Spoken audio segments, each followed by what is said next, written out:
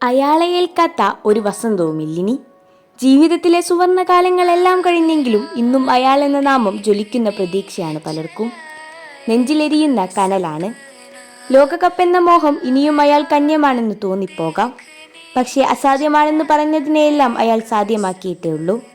ലോക കിരീടമില്ലെങ്കിലും ചരിത്രം സൃഷ്ടിച്ചവരുടെ പട്ടികയിലെ ആദ്യ സ്ഥാനം അയാൾക്കുള്ളതായിരിക്കും.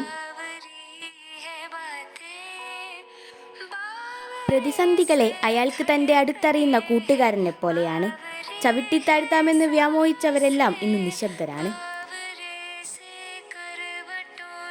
കാലം കരുതി വെച്ച കാരിരുമ്പിൻ്റെ കാട്ടരുവികൾ കാറ്റിൽ പറത്തി കാലനായി വന്നെന്ന് കരുതിയവരെയെല്ലാം കടലാസു തുണ്ടുപോലുമായി കാണാതെ കരുത്തോടെ കാനതാണ് അദ്ദേഹം. കാത്തിരിക്കും ഞങ്ങൾ അദ്ദേഹത്തിനായി എത്ര കാലം വരെയും.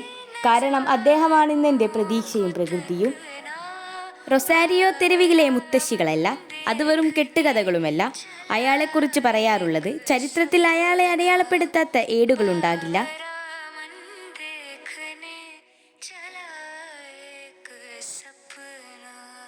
റോണോ കഥകൾ ഇന്ന് നമുക്കേറെ പരിചയമുള്ളതാണ്. അത് വെറും കെട്ടുകഥകളല്ല, എന്നും വീണ്ടും വീണ്ടും ജീവിക്കാൻ പ്രേരിപ്പിക്കുന്ന മനോഹര സത്യങ്ങളാണ്. പോർച്ചുഗലുമായി മലയാളികൾക്കും ഇന്ത്യക്കുമുള്ള ചരിത്രം ഇന്നോ ഇന്നലെയോ തുടങ്ങിയതല്ല. അതങ്ങ് കാപ്പാട് വാസ്കോ ചേട്ടൻ വന്നിറങ്ങിയ മുതലാണ്.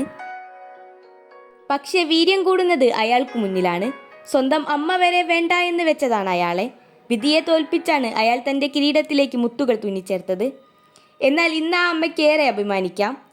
കാരണം ഇന്നയാളെ സ്വന്തം മകനെ പോലെ ഹൃദയത്തിൽ കൊണ്ടു നടക്കുന്ന ഏറെ അമ്മമാരുണ്ട്. കഠിനാധ്വാനവും നിരന്തരമുള്ള പ്രയത്നവും ജീവിതത്തിൽ വരുത്തുന്ന മാറ്റങ്ങളുടെ ഏറ്റവും വലിയ ഉദാഹരണമാണ് അയാൾ. വിമർശനങ്ങൾ എന്നും അയാൾക്കൊരു ഹരമാണ്, വീണ്ടും വീണ്ടും ജയിക്കാൻ പ്രേരിപ്പിക്കുന്ന ഹരം. അയാൾ പണ്ടേ പറഞ്ഞു വെച്ചതാണ്, നിങ്ങൾ എനിക്ക് നേരെ കല്ലുകൾ എറിഞ്ഞോളൂ, ഞാൻ ആ കല്ലുകളെ നായിക കല്ലുകളാക്കി മാറ്റിക്കോളാം.